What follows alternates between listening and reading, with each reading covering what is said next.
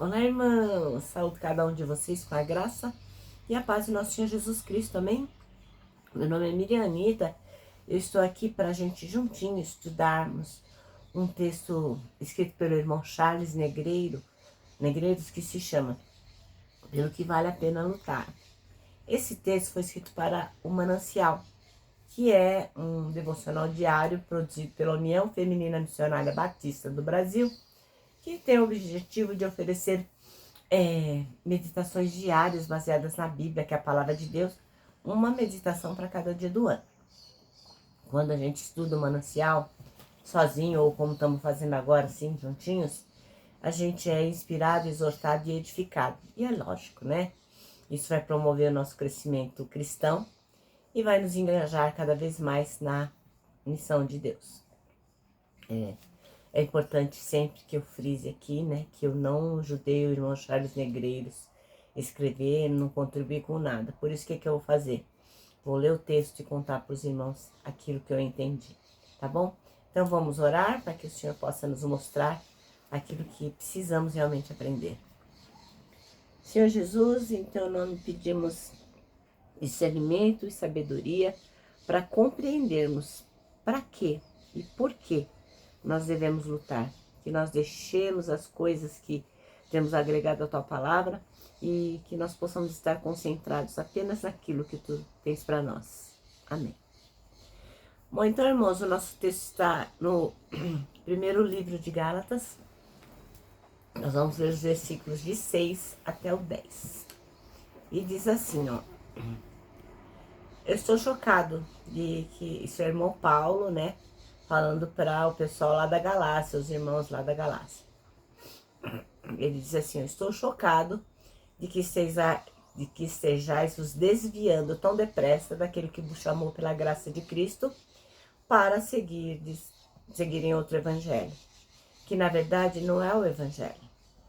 O que acontece é que algumas pessoas vos estão confundindo com o objetivo de corromper o evangelho de Cristo. Contudo, ainda que nós, ou mesmo um anjo dos céus, os anuncie um evangelho diferente do que já pregamos, seja considerado maldito. Conforme já vos revelei antes, declaro uma vez mais: qualquer pessoa que vos pregar um evangelho diferente daquele que recebesse, seja amaldiçoado. Porventura, procuro eu o louvor dos homens ou a aprovação de Deus? Ou estou tentando ser apenas agradável às pessoas?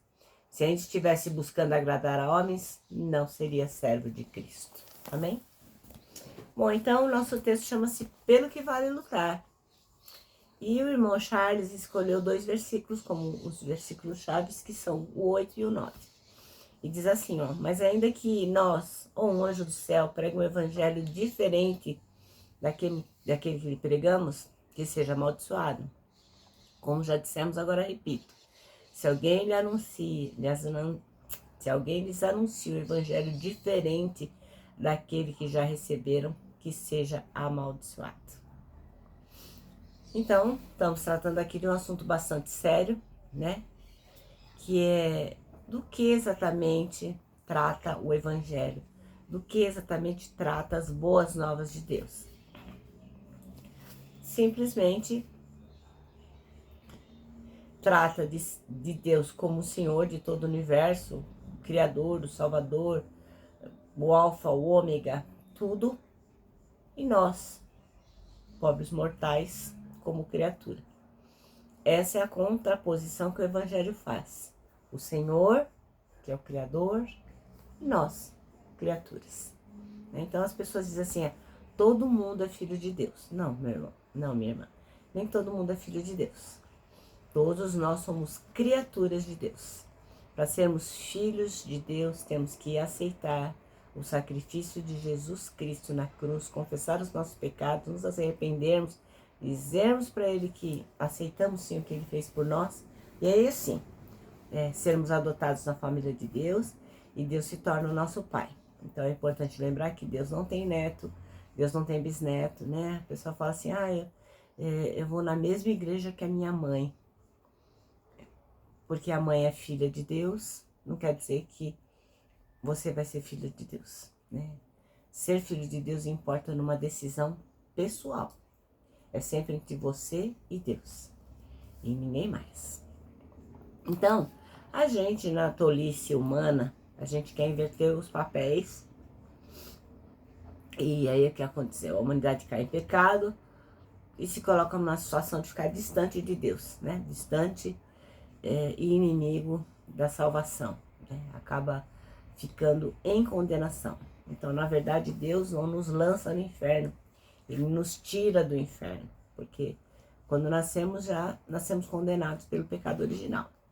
Então, por meio de Jesus Cristo, graças a Deus, a gente tem perdão, paz e reconciliação. Glória a Deus por isso, né? Então, por meio de Jesus existe a fé, a esperança, o amor. A gente se torna uma criatura nova em Jesus Cristo, para Cristo e por Cristo. Mas é interessante, né? O ser humano, ele quer, de algum jeito, alterar a mensagem do Evangelho, né? Ou o ser humano diz assim, não, não existe esse negócio de Jesus Cristo, é uma bobagem. Ou a pessoa quer acrescentar coisas à obra que Jesus Cristo fez na cruz, né? E é o que estava acontecendo lá nos Gálatas, né? Então eles acreditavam que, ok, eles tinham aceitado Jesus, mas eles tinham que se circuncidar, eles tinham que fazer algumas coisas que estavam na lei. Para quê? Para serem salvos. E o irmão Paulo ficou bem bravo com eles, né? Mas só que isso não mudou, até hoje isso não mudou. As pessoas negam o principal, que é o sacrifício de Jesus na cruz, e vai tentando colocar outro sacrifício para dar uma ajudinha, né? Ah, então eu vou fazer tal coisa para ajudar, eu vou fazer tal coisa para melhorar, enfim. E o que nos leva a sermos salvos é o sacrifício de Jesus. Então, a pergunta que não quer calar é, vale a pena lutar? Olha, não dá para responder por tudo que você vai passar na vida, pelo dia mal, por tudo que você vai sofrer. Mas a gente tem que ter em mente de que pela pureza do Evangelho, vale a pena lutar, né? A gente só precisa primeiro saber o seguinte, eu estou realmente lutando pelo Evangelho? Ou será que eu estou lutando pelas coisas que eu acredito que sejam o Evangelho, mas estão bem disfarçadinhas, né? Porque é muito importante a gente fazer um autoquestionamento para saber se nós somos bênção ou maldição. Se nós somos alguém que está querendo impor ao sacrifício de Jesus uma tradição própria, como sendo evangelho, como sendo essência, né? Ah, então você tem que aceitar Jesus, mas você tem que fazer tal coisa e tal coisa e tal coisa. E não é assim, né, que funciona. O irmão Paulo disse que qualquer que quiser acrescentar um tio que seja uma miséria de coisinha lá naquilo que Jesus fez no Evangelho, vai ser maldito, entendeu? Então você não vai ser salvo porque você é bonzinho, porque você cumpre seu voto, por isso, não. Você vai ser salvo se você aceitar o sacrifício de Jesus Cristo na cruz. É lá que está a salvação, na graça de Deus por nós. Então, entre no campo da batalha em favor do quê? Do evangelho puro. As pessoas precisam saber que elas não podem, não têm nem condições de fazer nada para serem salvas, porque não tem outro motivo, é só Jesus. Então, que você, assim como eu, né, tudo que eu digo aqui, eu digo para vocês, mas digo para mim mesmo, que a gente possa lutar com a certeza de que a gente é parte da solução e não parte do problema. Amém? Bom, nosso manancial termina assim, ó. Na luta pelo Evangelho, certifique-se de que o motivo é a glória de Deus e não a sua preferência. Entendeu? Porque tem gente, inclusive, que acha assim, ó, que se não houver uma liturgia daquele jeito, o Evangelho não está sendo pregado do jeito que deveria, né? Tem que começar com a música, depois tem que vir o pastor orando, depois tem que vir um louvor, depois tem que vir a mensagem. Se começar pelo contrário, meu Deus do céu, o mundo se acaba.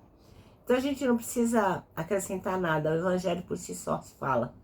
Se não houver nada durante o nosso encontro, mas Deus estiver lá, é o quanto basta. Amém? Bom, eu termino deixando aqui o meu abraço de urso, ó.